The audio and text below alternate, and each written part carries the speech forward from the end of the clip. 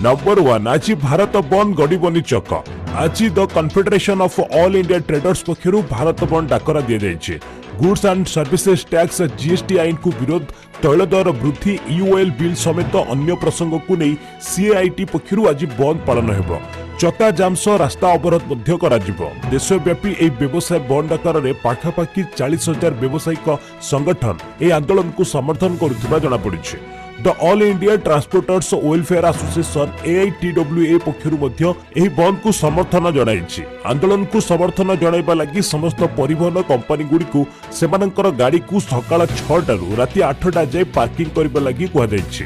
एहासह समस्त परिवहन गोदाम गुडी आंदोलन बैनर को लगा एआईटीडब्ल्यूए राष्ट्रीय अध्यक्ष कहते। नंबर 2 जारी है महामारी गाइडलाइन न मानिले कार्यानुष्ठान। मयूरभंज जिला प्रशासन पक्षर गुरुवार बारिपदा सहर समस्त सर्वसाधारण एवं दोकानी व्यवसायी अवगति निमंते स्वतंत्र भाव द्वितीय पर्याय महामारी मार्गदर्शिका जारी कर केतक राज्य में द्वितीय पर्याय नुआ प्रकार महामारी संक्रमण देखा दृष्टि रखी सरकार निर्देश क्रमे जिला प्रशासन पक्षर महामारी नियम मार्गदर्शिका कड़ाकड़ी भाव पालन करने परामर्श दि जाइछि।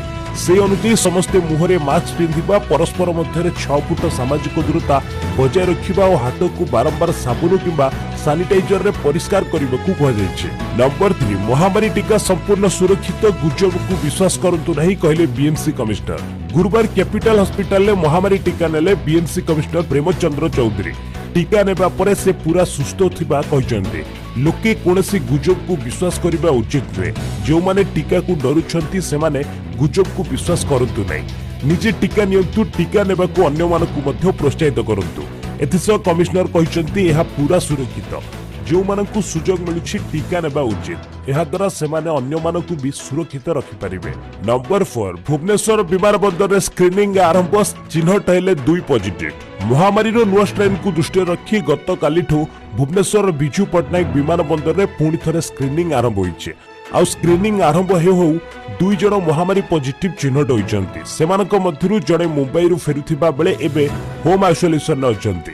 अन्य जणे यात्री भी पॉजिटिव चिन्हट हेबा परे तांकु महामारी हॉस्पिटल ले भर्ती करा दैछि। एहा एबे सरकार को चिंता बढ़ाई दैछि। नंबर 5 99 महामारी आक्रांत चिन्हट। राज्य में 99 जन महामारी आक्रांत चिन्हट होइछन्ति। सूचना और लोकसंपर्क विभाग पक्षरु गुरुवार ए रिपोर्ट प्रकाश करा जायछि। 99 आक्रांतक मध्यरु 53 जन क्वारंटाइन ने थिले, बाकी 36 टी होछि लोकल केस। एहा सहित राज्य में महामारी आक्रांतक संख्या 3,36,924 रे पहुंचीतिबा बेले 3,34,333 जन सुस्थ होई सारलेनि।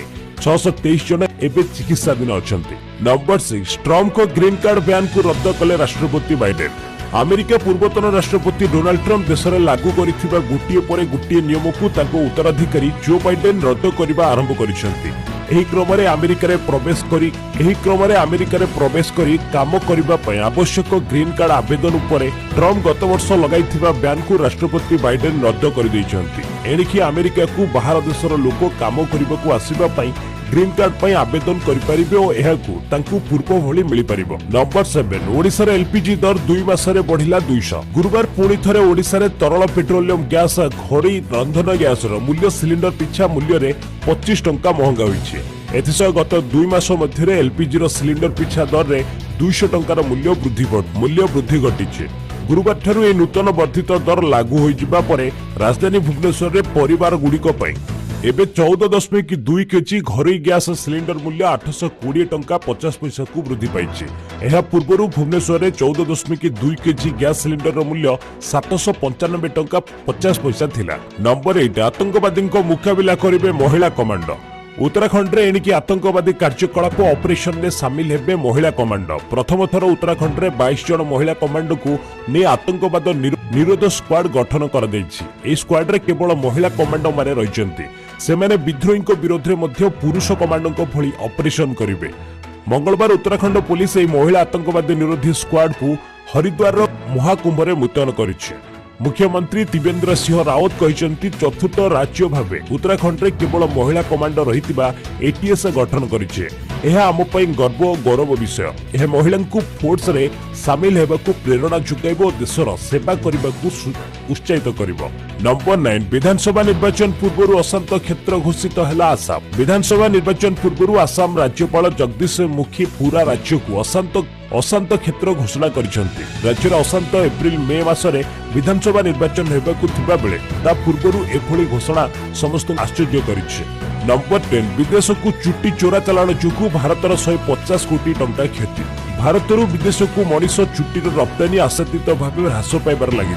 भारतरू चुट्टीर चोरा चालाण चाइना को होउछि। एही कारणरू चुट्टी रप्तानी शिल्प गुड़िक विपुल क्षति सहिबार लगिछन्ति।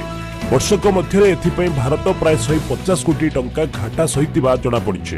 कस्टम अधिकारी मानकु रप्तानी शिल्पर कर्मचारी माने ए विषय जणाइबा परे